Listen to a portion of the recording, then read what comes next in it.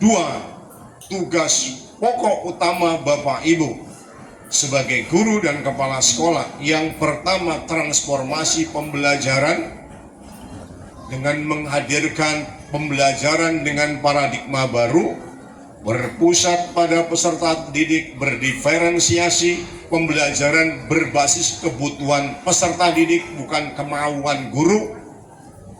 Kalau kemauan guru ya seragam, apapun makanannya, minumannya teh botol sosro, apapun potensi karakter peserta didiknya, metodenya dan strateginya tetap ceramah, dan ceramah.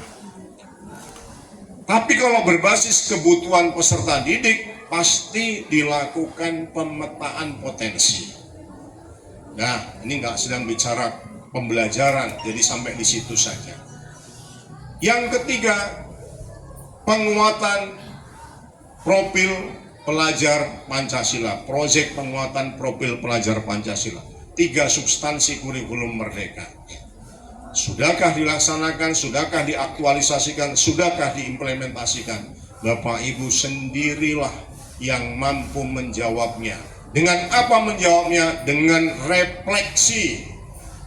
Maka jangan pernah tinggalkan setiap rangkaian kegiatan dengan refleksi. Refleksi itu kan perenungan. Ketika merenung kita akan menangis, kecewa, senyum, tertawa. Kenapa? Karena kita secara jujur mengakui hal-hal hebat yang sudah kita lakukan atau hal-hal kurang yang belum kita lakukan. Untuk apa? Perbaikan. Selanjutnya yang kedua, transformasi satuan pendidikan, tata kelola satuan pendidikan. Transformasi tata kelola satuan pendidikan itu adalah dari yang tata sekolah yang konvensional ke digital, digitalisasi sekolah. Salah satu digitalis sekolah adalah pemanfaatan rapor pendidikan untuk perencanaan berbasis data.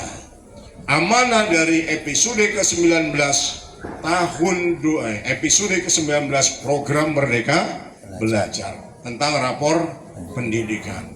Kenapa harus rapor pendidikan, Bapak Ibu? Saat ini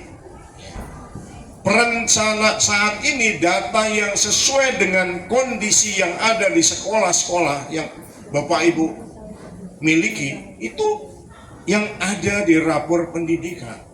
Kalau mau memperbaiki sekolah secara berkelanjutan, maka cermati, analisis rapor pendidikan kita, jadikan dia sebagai database untuk menyusun perencanaan sekolah. Baik RKT, RKAS, RKS, apalagi RPS. Salah satu indikator sekolah telah melakukan, kepala sekolah telah menampilkan tata kelola satuan pendidikan yang baik, yang kompeten, diukur dari tata kelola manajemen sekolahnya. Ada 4 tindakan yang harus dilakukan untuk memperbaiki sekolah dari sisi manajemen. Yang pertama apa? Disingkat dengan POAC, POAC. Planning, perencanaan. Organizing, diorganisasikan. Apa yang diorganisasikan? Semua sumber daya yang dimiliki sekolah, baik sumber daya manusia maupun sumber daya finansial serta sumber daya lingkungannya. Kemudian sudah direncanakan, sudah diorganisasikan menjadi satu program, laksanakan. Acting, action, praktik baik. Baru berikutnya sudah dilaksanakan, jangan lupa C, kontrol, awasi dengan apa? Dengan monitoring, dengan evaluasi, dengan refleksi. 4 rangkaian manajemen ini kalau Bapak Ibu patuhi sebagai standar operasional prosedur untuk transformasi tata kelola satuan pendidikan, yakinlah tak ada sekolah yang tutup di Deli Serdang, tak ada sekolah yang kekurangan murid di Deli Serdang. Kenapa? The best manajemennya. Tak ada sekolah yang baik dipimpin oleh kepala sekolah yang tak baik. Tak ada sekolah yang tidak baik dipimpin oleh kepala sekolah yang baik. Artinya Baik buruknya sekolah ditentukan oleh kemampuan dan kompetensi kepala sekolahnya. Oleh sebab itu Bapak Ibu, kalau mau jadi kepala sekolah hebat, lakukan transformasi satuan pendidikan dengan memperbaiki manajemen sekolah Bapak Ibu masing-masing. Melalui apa? Melalui perencanaan berbasis data. Setiap kegiatan harus berbasis perencanaan, setiap perencanaan harus berbasis data. Data yang saat ini update sesuai dengan kebutuhan satuan pendidikan adalah data yang ada di rapor pendidikan. Sepakat? Sepakat. Setuju? Setuju. Siapa yang sudah pernah menganalisis rapor pendidikan, tunjuk tangan. Setuju. Jangan jawab semua, karena awas noko, nggak bisa ketik seminggu kalau noko nanti. Ayo tunjuk tangan. Coba tunjuk. Tunjuk tangan. 1, 2, 3. Nah, oke.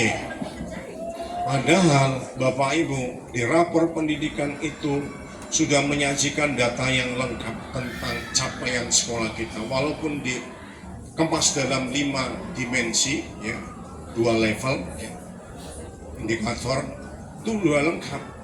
Apa sisi lemahnya di sekolah kita itu ditunjukkan dengan warna merah, kuning, dan hijau.